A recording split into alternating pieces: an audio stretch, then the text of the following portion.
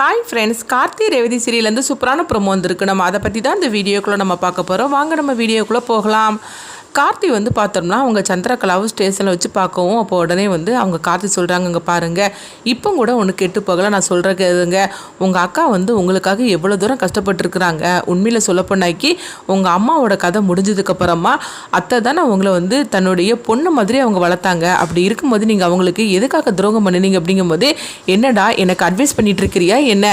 இங்கே பாரு, நான் வந்து எங்கள் அக்காவை பழி வாங்கணும்னு சொல்லி தான் அவள் கூடயே நான் இருந்துக்கிட்டு இருக்கிறேன். ஆனால் அதுக்கு இடைஞ்சலாக வந்தது நீயாக்கும். நீ வந்ததுக்கு அப்புறமா உன் பேச்சை எங்க அக்கா வந்து கேட்க ஆரம்பிச்சிட்டா.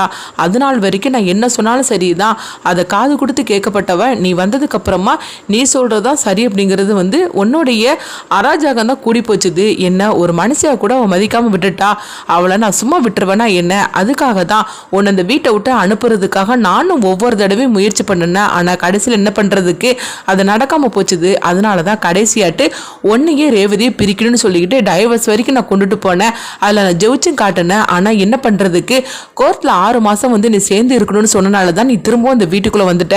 நீ வந்ததுக்கு அப்புறமா எங்கள் அக்காவை பழி வாங்க முடியாமல் போச்சுது. ஆனால் இப்போ வேணா எல்லாமே நின்றுக்கலாம், ஆனால் கண்டிப்பாக வந்து எங்கிட்ட இருந்து எங்கள் அக்காவை நீ காப்பாற்றவே முடியாது அப்படின்னு சொல்லவும், இது கிட்டதுமே காத்து அதிர்ச்சி அடைகிறாங்க. ஏங்க உங்களுக்கு இந்த அளவுக்கு வந்து ஒரு பழிவாங்க உணர்ச்சியோடு இருந்துட்டு இருக்கிறீங்க?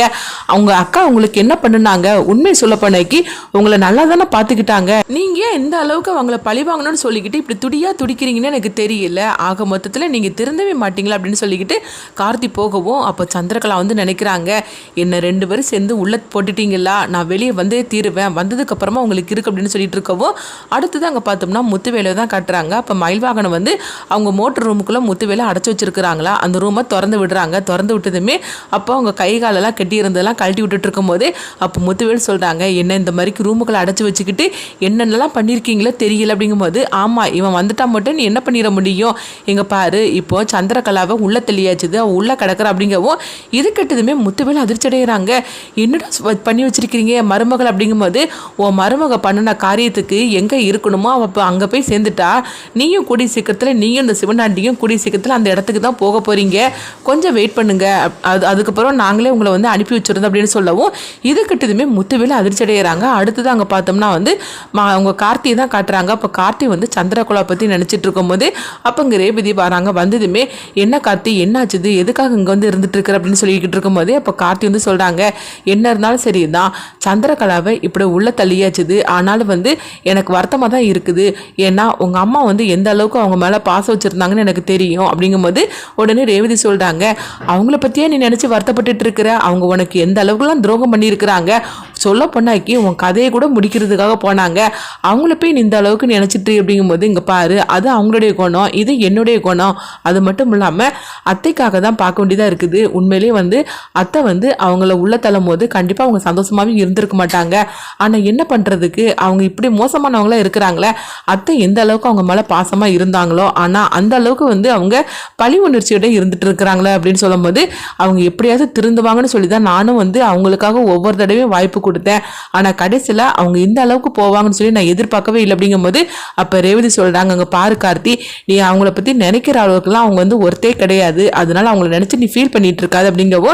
இங்கே பார்த்தோம்னா சாமுண்டீஸ்வரி தான் காட்டுறாங்க. அப்போ அவங்க அம்மா ஃபோட்டோவுக்கு முன்னாடி அவங்க இருந்துக்கிட்டு அவங்க கண்கலங்கி அழுதுகிட்டு இருக்கிறாங்க. அப்போ சாமுண்டீஸ்வரி வந்து அவங்க அம்மா ஃபோட்டோ முன்னாடி அவங்க சொல்லிட்டு இருக்கிறாங்க, அம்மா நீயும் சின்ன தங்கச்சியும் வந்து போனதுக்கப்புறமா நான் சந்திரகலாவை என் பொண்ணு மாதிரி தானமா நான் பார்த்துக்கிட்டேன், அவளுக்கு அம்மா நினைப்பே வரக்கூடாதுன்னு சொல்லிட்டு ஒரு தாயாக தான் நான் அவளை வந்து நான் பார்த்தேன். ஆனால் அவள் இந்த அளவுக்கு என் மேலே வந்து ஒரு கோவத்திலேயே இருந்திருப்பான்னு சொல்லி நான் நினைக்கவே இல்லையம்மா அப்படின்னு சொல்லிட்டு ரொம்பவே ஃபீல் பண்ணிட்டு இருக்கும்போது அப்போ வந்து அவங்க ரொம்பவே சோகத்தோட கண்கலைங்க அவங்க அழுதுகிட்டு இருக்கவும், அந்த நேரத்தில் பார்த்தோம்னா அவங்க மீனாட்சி அம்மா வராங்க. வந்ததுமே, அம்மா நீங்கள் காலையிலேருந்து நீங்கள் சாப்பிடவே இல்லைம்மா அப்படின்னு சொல்லிட்டு இருக்கும்போதே, சாப்பிட வாங்கம்மா அப்படிங்கும்போது, இல்லை மீனாட்சி அம்மா எனக்கு சாப்பாடு வேண்டாம் அப்படின்னு சொல்லும் போது, எங்கள் பாருங்கம்மா நீங்கள் உங்கள் தங்கச்சி மேலே எவ்வளோ தூரம் பாசம் வச்சுருந்தீங்கன்னு நான் வந்த கொஞ்ச நாள்லேயே நான் புரிஞ்சுக்கிட்டேன். ஆனால் உங்கள் தங்கச்சி இந்த அளவுக்கு உங்களுக்கு வந்து துரோகம் பண்ணுவாங்கன்னு சொல்லி நான் நினைக்கவே இல்லைம்மா அப்படின்னு சொல்லிட்டு இருக்கவும், அப்போ வந்து நீங்கள் இந்த அளவுக்கு நீங்கள் உடஞ்சி போய் நான் பார்த்ததே கிடையாது, எப்போவுமே நீங்கள் ஒரு கம்பீரமாக இருப்பீங்க, ஆனால் இன்றைக்கி உங்கள் தங்கச்சி நினச்சி இந்த அளவுக்கு நீங்கள் சோர்ந்து போயிட்டீங்களாமா அப்படிங்கும்போது உடனே வந்து சாமுண்டீஸ்வரி சொல்கிறாங்க, ஆமாம் மீனாட்சி அம்மா, உண்மையில் சொல்லப்போனாக்கி என் தங்கச்சி மேலே நான் அந்த அளவுக்கு நான் அளவு கடந்து பாசம் வச்சுருந்தேன், ஆனால் அவள் என் கூட இருந்துக்கிட்டு என் முதுகில் எப்படி வந்து குத்துவான்னு சொல்லி நான் நினைக்கவே இல்லை. இந்த இருக்கிற சொத்து எல்லாத்தையும் வந்து என் பொண்ணுங்களுக்கு எப்படி நான் பங்கு வச்சு கொடுப்பனோ அதே மாதிரிக்கு தான் என் தங்கச்சிக்கும் பங்கு வச்சு கொடுக்கணும்னு சொல்லி நான் நினச்சேன், அவளுக்குன்னு ஒரு வாழ்க்கை அமைச்சு கொடுக்கணும்னு சொல்லி நினச்சேன், ஆனால் அவள் இப்படிலாம் நினைப்பான்னு சொல்லிட்டு நான் நினைக்கவே இல்லை.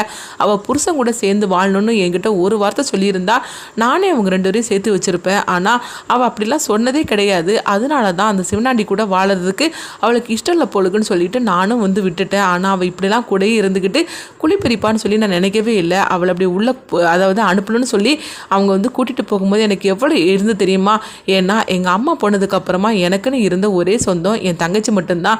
அவளை இப்படி அரெஸ்ட் பண்ணி கூட்டிகிட்டு போகும்போது என் மனசெல்லாம் எப்படி துடிச்சது தெரியுமா, ஆனால் அவள் செஞ்ச தப்புக்கு தண்டனை அனுபவிக்கிட்டுன்னு சொல்லிட்டு தான் நானும் அமைதியாக இருந்தேனே தவிர, ஆனால் இப்போ வந்து நான் அவளை நினச்சி எனக்கு ரொம்பவே கஷ்டமாக இருக்குது, அவள் சாப்பிட்டாலோ சாப்பிடலையே தெரியல அப்படிங்கும்போது இதை நினச்சதுமே உடனே மீனாட்சி அம்மா சொல்கிறாங்க, உங்கள் தங்கச்சி மேலே நீங்கள் எவ்வளோ பாசம் வச்சுருக்கீங்கன்னு எனக்கு நல்லாவே புரியுதுமா அப்படின்னு சொல்லிட்டு இருக்கவும், அடுத்ததாக பார்த்தோம்னா இங்கே அவங்க ரேவதியை தான் காட்டுறாங்க. ரேவதி கிட்ட ரோஹிணி சுவாதியும் அவங்க பேசிகிட்டு இருக்கும்போது அப்போ பார்க்கும்போது மீனாட்சி அம்மா அங்கே வராங்க. வந்ததுமே அவங்க கார்த்தியும் வராங்க. அப்போ ரேவதி கிட்ட அவங்க சுவாதி அவங்க ரோஹிணி எல்லாத்துக்கிட்டையும் சொல்கிறாங்க, அம்மா காலையிலேருந்து எதுவுமே சாப்பிடாம இருக்கிறாங்க, நானும் எவ்வளோ கூப்பிட்டு பார்த்துட்டு அவங்க வரவே மாட்டேங்கிறாங்க, நீங்கள் வந்து கூப்பிட்டிங்கன்னா கண்டிப்பாக வருவாங்கம்மா அப்படின்னு சொல்லும் போது அப்போ உடனே கார்த்தியும் சொல்கிறாங்க, ஆமாம் ரேவதி, அத்தை வந்து அவங்க சித்தியை நினச்சி ரொம்பவே கவலைப்பட்டுட்டு இருக்கிறாங்க, நீ போய் சமாதானப்படுத்து அப்படின்னு சொல்லவும் அடுத்து பார்த்தோம்னா அவங்க 3 பேருமே வந்து சாமுண்டீஸ்வரி கிட்ட வராங்க. அப்போ வந்து சாமுண்டீஸ்வரி ரொம்பவே சோகத்தில் இருக்கும்போது அப்போ ரோஹிணி ரேவதியும் சொல்கிறாங்க, அம்மா எதுக்குமா நீங்கள் சாப்பிடாம இருக்கிறீங்க, சித்தி இந்த அளவுக்கு நம்பிக்கை துரோகம் பண்ணுவாங்கன்னு தெரிஞ்சுதான் எங்களுக்கு தெரியும், ஆனால் வந்து உங்களுக்கு தான் நீங்கள் தெரியாதனால தான் இது வந்து உங்களுக்கு ரொம்பவே கஷ்டமாக இருக்குது, அவங்கள பற்றி எங்களுக்கு தெரியாமல் தான் இருந்தது, ஆனால் ஒரு கட்டத்தில் அவங்க எவ்வளோ மோசமானவங்கன்னு எங்களுக்கு தெரிய ஆரம்பிச்சிடுது, அதை பற்றி நான் உங்கள்கிட்ட சொன்னாலும் நீங்கள் வந்து சித்தி மேலே வச்சுருந்த பாசத்தில் நீங்கள் வந்து அதை ஏற்றுக்கவே இல்லை, ஆனால் இப்போ உங்களுக்கு அது எல்லாமே தெரிய வரும்போது உங்களுக்கு தாங்கிக்க முடியலம்மா, வேறு என்ன பண்ணுறதுக்கு, சித்தி இந்த அளவுக்கு வந்து இருப்பாங்கன்னு சொல்லி யாருமே நினைக்கவே இல்லை, அவங்கள நினச்சி நீங்களும் உங்கள் உடம்பை கெடுத்துக்காதீங்கம்மா, நீங்கள் சாப்பிட வாங்கம்மா அப்படின்னு சொல்லிட்டு இவங்க 3 பேரும் வந்து அவங்க கட்டாயப்படுத்தி அவங்க அழைச்சிட்டு போகவும் அடுத்து சாமுண்டீஸ்வரி வராங்க.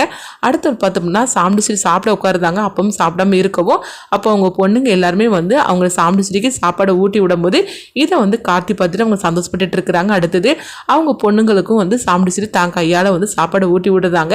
நீங்களும் சாப்பிட்ருக்க மாட்டீங்களான்னு சொல்லிட்டு அவங்க சாப்பாடை ஊட்டி விடவும் அப்போ கார்த்தி பார்த்துட்டு அப்படியே வந்து ரொம்பவே சந்தோஷப்பட்டுட்டு இருக்கிறாங்க. அப்போ அவங்களுக்கு அவங்க அம்மா ஞாபகம் தான் வருது கார்த்திக்கு.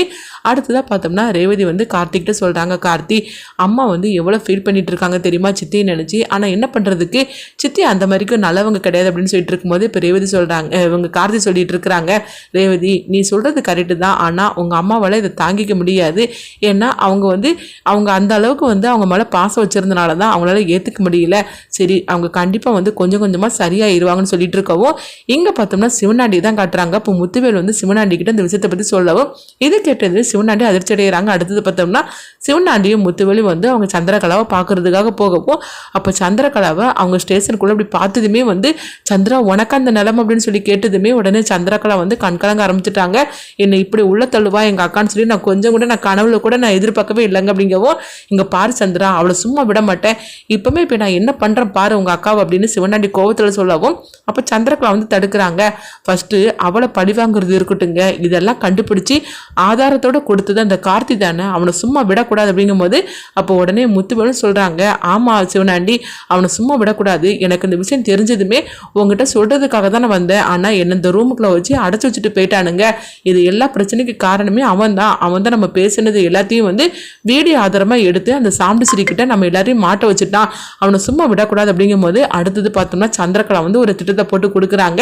அப்போ உடனே சிவனாண்டி வந்து சொல்கிறாங்க, இது வரைக்கும் வந்து நம்ம ஒளிவு மறைவாக தான் நம்ம சாமுண்டீஸ்வரி நம்ம பழி வாங்கணும்னு சொல்லி நினச்சோம், ஆனால் இப்போ தான் நம்மளை பற்றின எல்லா விஷயம் தெரிஞ்சு போச்சுதா, அப்புறம் எதுக்காக நம்ம பயப்படணும், இப்போ நம்ம நேரடியாகவே ஒட்ட மோதல் அப்படின்னு சொல்லிட்டு இருக்கவும் அடுத்தது சந்திரகலா வந்து சொல்கிறாங்க, அவளை இந்த மாதிரிக்கு பண்ணுங்க அப்படின்னு சொல்லவும் உடனே வந்து சிவனாண்டி சரின்னு சொல்லிட்டு போகிறாங்க.